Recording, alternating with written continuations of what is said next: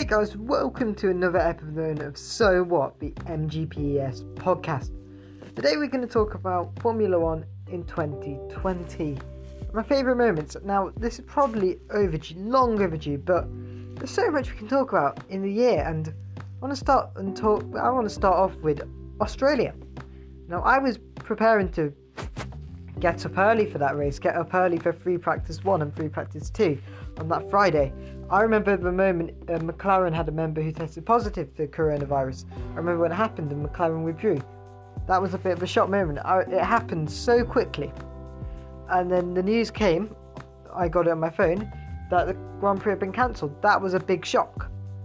And Australia had so much potential. We were going to see what was going to happen. And I think that would have been a really good race. We would have had the Rocket Williams racing livery. We would have had the toothpaste livery. Would have had a lot happen, and we obviously knew. But I thought Bahrain would have happened, but because of how quickly the virus spread, it was a bit of an odd one, and it was very unusual. But it was the right thing to cancel it. It was going to have a crowd, and it was bound to spread. And Australia, obviously this year in 2021, has already been postponed, but that is because the country is very, very stricter than the UK at the moment. But we are set to go to Australia in November. The last time we went to Australia late in the season was 1995 in Adelaide, in which Damon Hill won the race for Williams. Then obviously that race got cancelled. Then we all thought Bahrain was going to happen. Bahrain already said we're going to do it without a crowd. So majority of us assumed it was going to go ahead. Then we got the news that the following races all have been cancelled. So I think all the races up until Baku got cancelled or postponed, as I may remember. And when that happened, it was obviously, what are we going to do?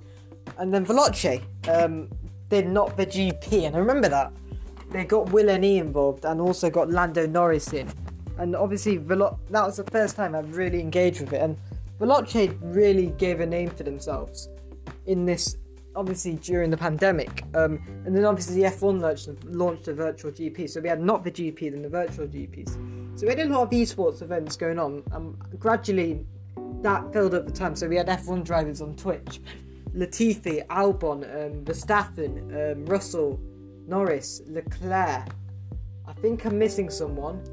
Pierre Gasly to a tiny bit, but we did have a lot of people streaming on Twitch, and in the virtual GPs we got a lot of drivers like Valtteri Bottas did it for Mercedes at one point, but Williams had obviously the whole lineup. But we had a lot of people doing these esports races, and they were pretty good to be watching. It was such a just amazing experience to enjoy. So we had that gap, and obviously Monaco then got official announcement cancelled. So we got announcements that a lot of the tracks have been cancelled. So it was not really much of a surprise that it got cancelled. A lot of the street circuits, like Zandvoort, got cancelled because it would only make sense if it was going to go on with a crowd. But yeah, that filled up our gap. One of my favourite moments was in the virtual GP when Charles Leclerc called Ian Poulter, the golfer, Jan. That was really funny. And obviously then he's like, I'm going to come on your camera, that's impressive. Also, we need to talk about Alex Albon making the strange noise.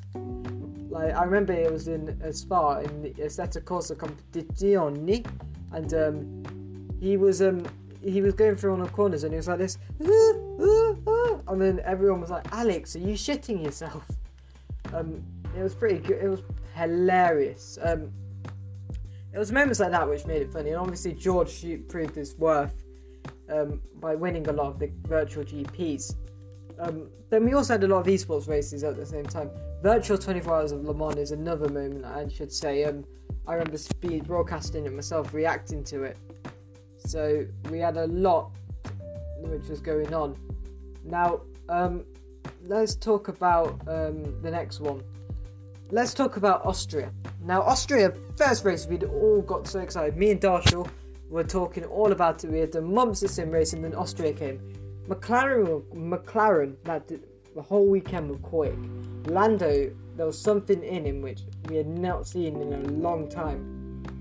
So McLaren ended up qualifying P4. But I remember the whole weekend, it was just so much anticipation. Obviously, the calendar at that point was Austria, so the Syrian Grand Prix.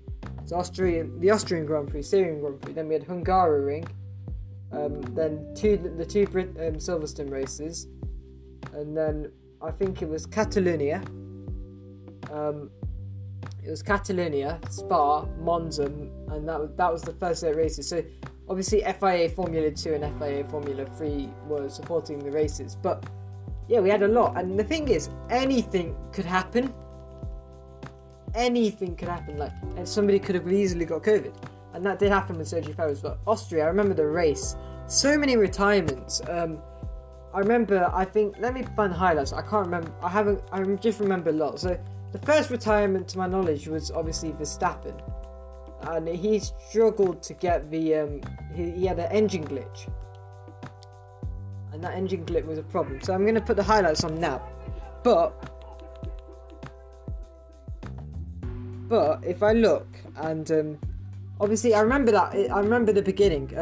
Let's talk at the beginning of the race. So Verstappen started on medium tyres, and Norris almost overtook him, but with temperature. So by that point, we had it was the lineup with the I can't speak, but it was Bottas, Verstappen, and Norris. But there was a massive gap between Bottas and Verstappen. But obviously Verstappen ended up getting the tyres around. But that was the first race I can say Alex Albon was really close with the rest of the pack. And I didn't think the Ferraris were that bad, but they were. Verstappen then over Hamilton. Also, Hamilton got a grid penalty very, very late for speeding under yellow flags. And then it was lap 11 for Verstappen had an engine problem. And he couldn't... Something was going on. He got anti-stall.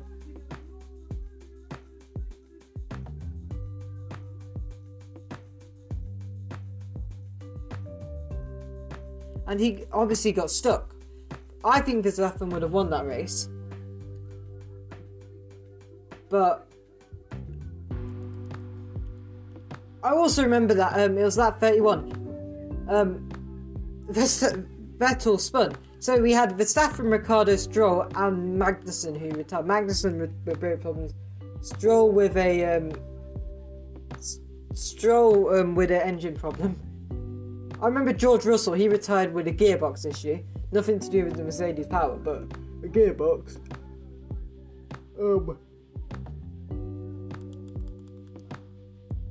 Russell would have scored points, and it was at 55.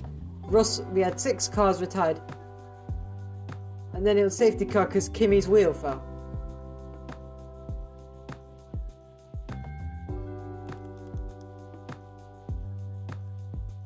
It wasn't a massive crash, his wheel fell off. Look, there's a clip there. But Austria was such an interesting race. So we had his wheel coming off.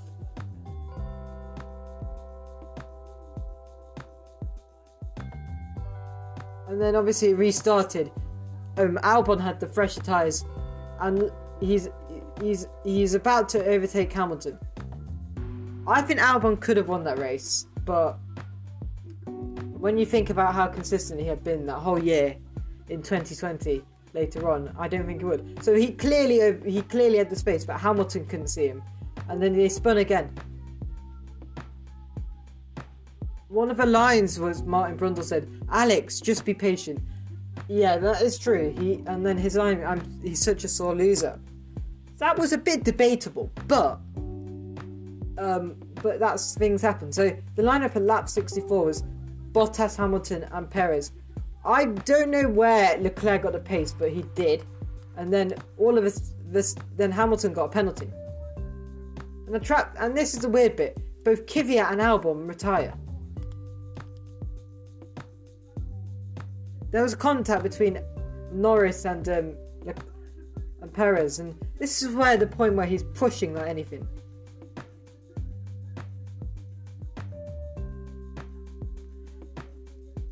But I remember that race because both Mercedes had transmission problems, so it was a bit of an odd one. Oh, and where was Kvyat was AlphaTauri would have had 2 cars in the point.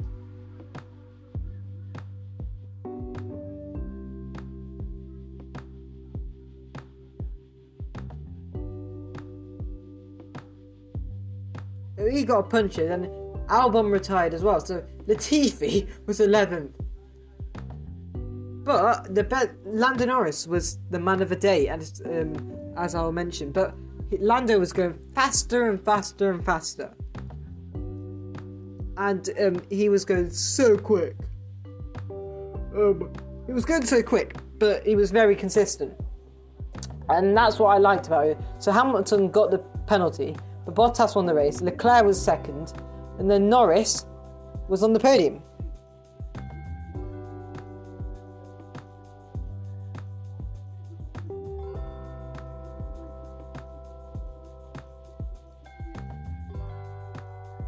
Yeah, and you can hear David Crofty's voice, where Lando Norris is on the podium. McLaren's first time on the podium since Carlos Sainz, but first time physically in the podium.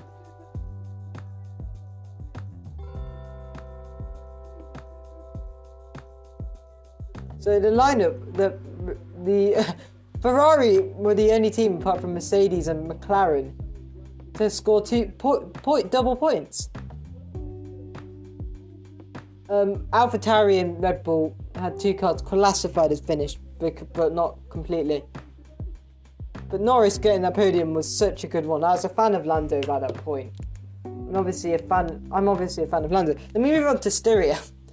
And the thing about that was that it was, but we all thought McLaren had the pace, but they didn't. He loses that place eventually, but But McLaren were quick, and that's. But my moment I remember would be both Ferraris retiring, and I was laughing my head off that day because Arshaw's a Ferrari fan, and I'm not a Ferrari fan. And it reminded me of Brazil, but Brazil there was a lot more tension. This time was just clumsiness.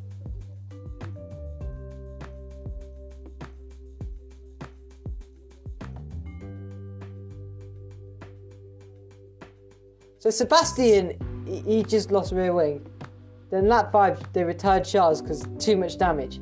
But I remember they bought the Ferrari upgrades a week forward, and I think that was a really bad decision to do. I'm yawning, but it was such a bad decision. But both Ferraris are retired in Styria, and it was I think if I'm correct, Verstappen got front wing damage, so he ended up getting Bottas overtook him because of the damage. And then yeah, it was such an I think that was the only retirement, but last lap Lando became a thing. So Ocon retired with engine problems. But yeah, it was lap 67 when Bottas overtook Verstappen. So a long time, but it happened.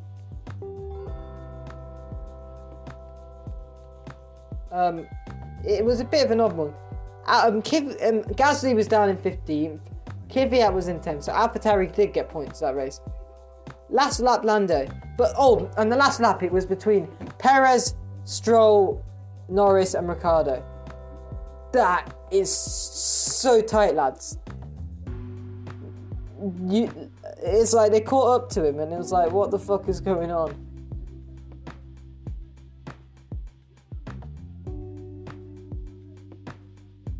And then he just overtakes him and he's like fastest last lap Lando. Carlos Sainz also got fastest lap that race. So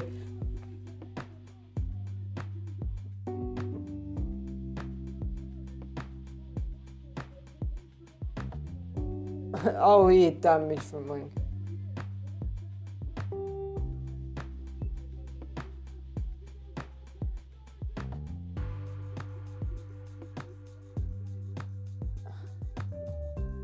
It's so tight.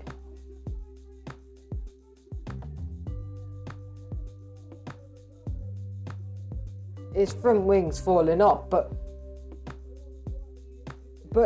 it was such a good race, and Lando proved his point. Hungary was a different point.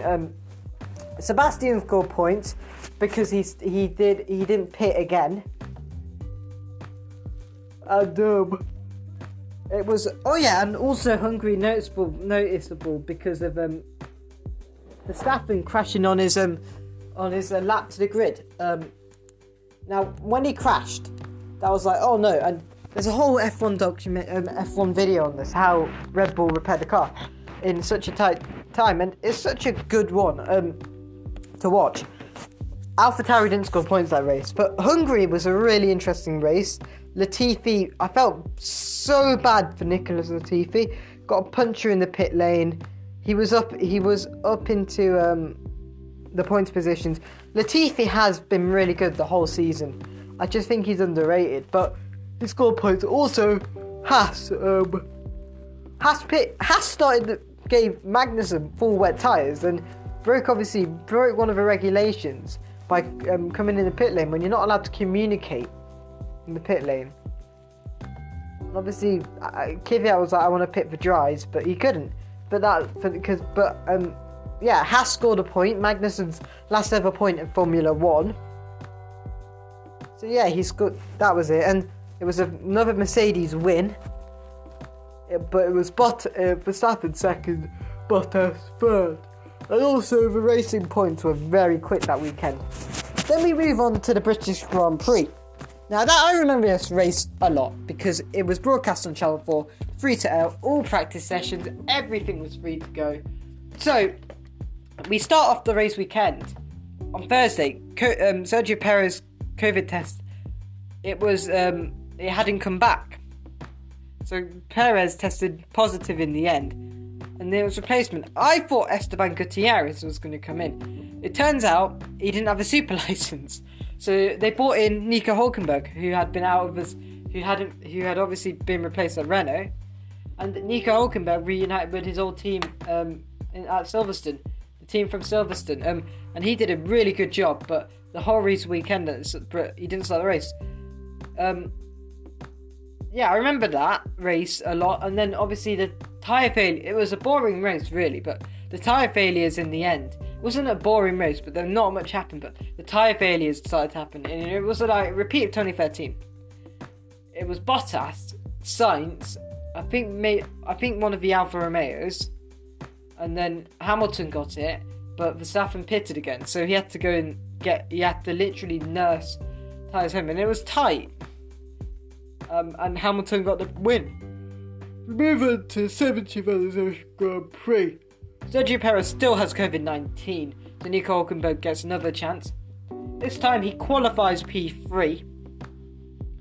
And then he obviously loses it throughout the race, his position. But Max Verstappen wins the race through tyre strategy, and obviously the difference was tyre compounds they were softer, so it was like even worse.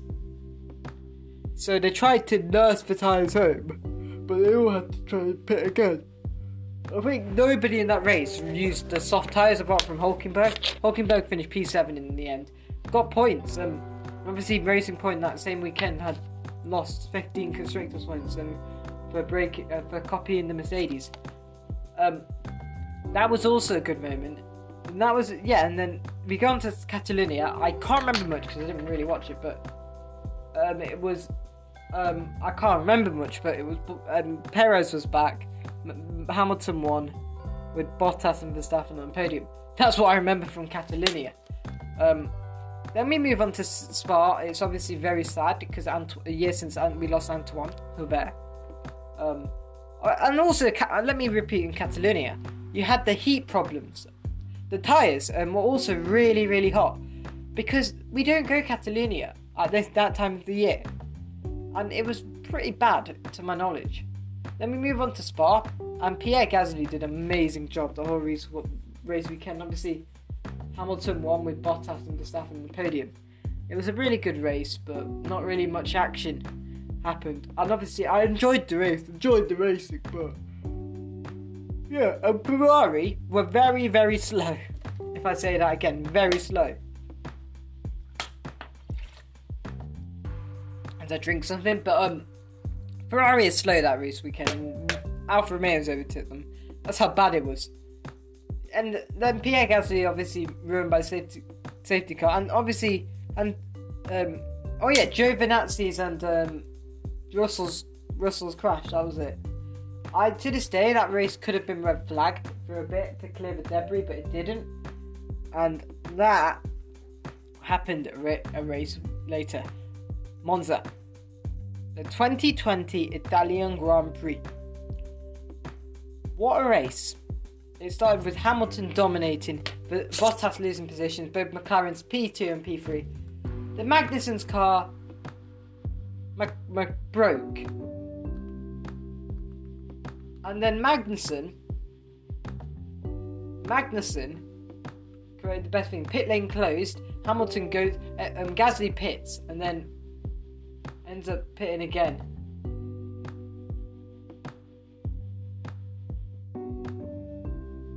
I'm just having a look at this. Ooh.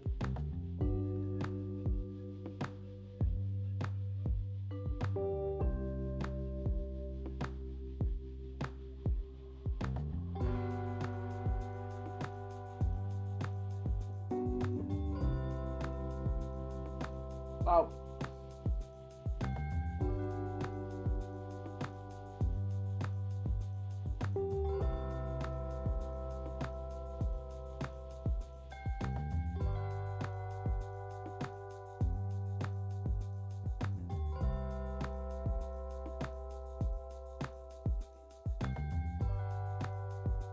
Oh wow.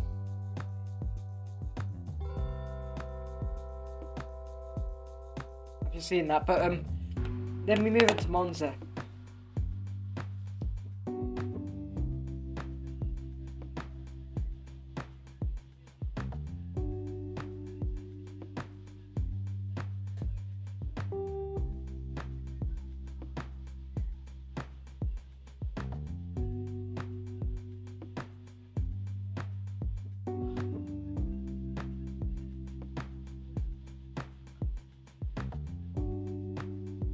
Wow.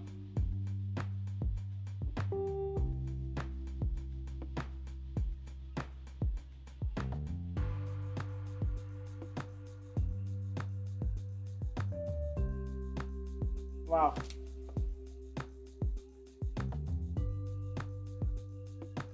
Wow, I'm just watching the race today. I'm sorry I'm not talking, but Monza. Just think about it. Hamilton went into pit lane, it was closed, and he ended up, I think it was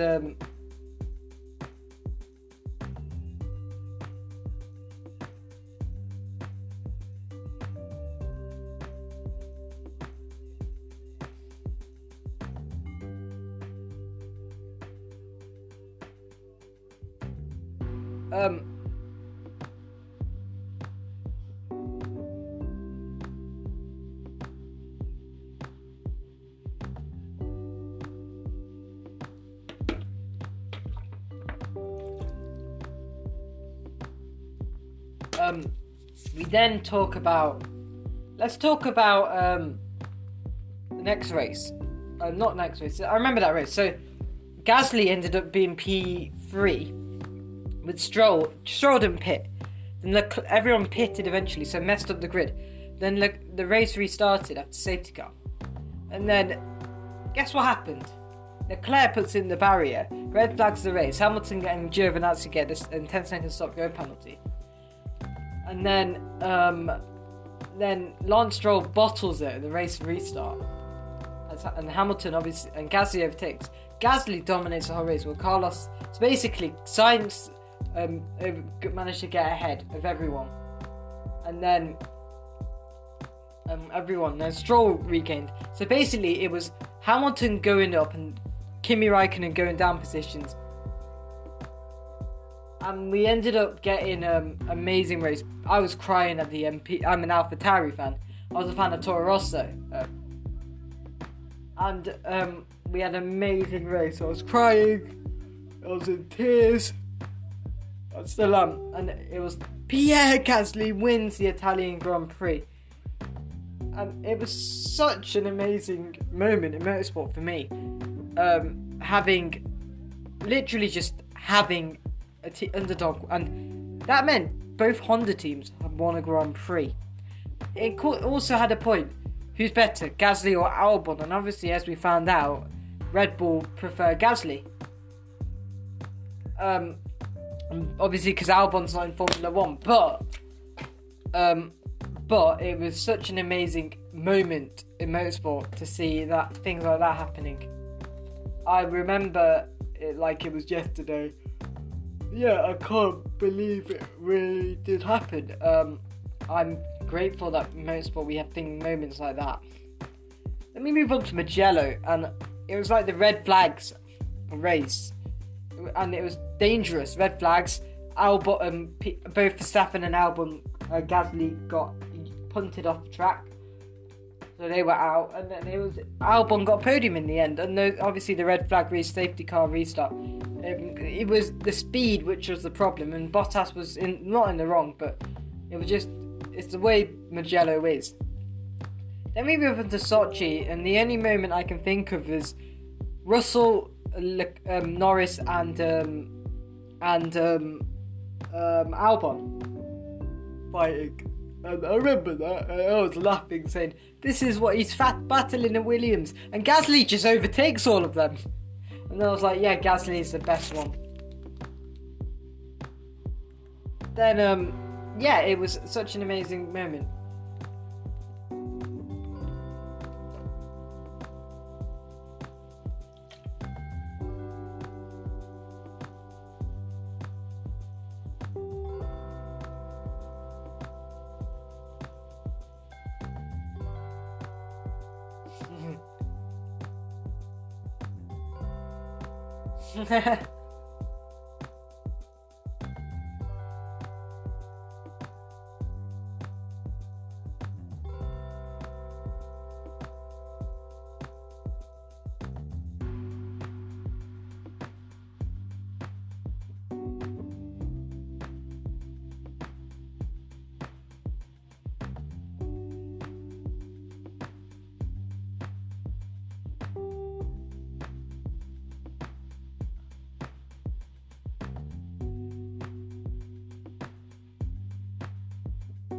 Wow. I'm just looking at that. We move on to Nürburgring. First race is back from the obviously new calendar, apart from Mugello.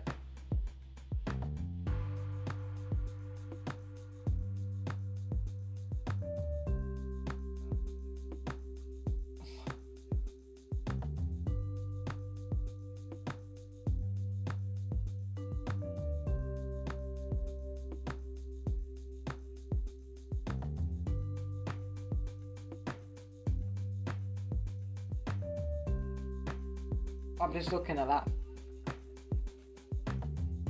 And Bottas like punch in that race. But Nürburgring, Mick Schumacher, Callum Ilott to do the FP1. I remember that. I bought F1 TV.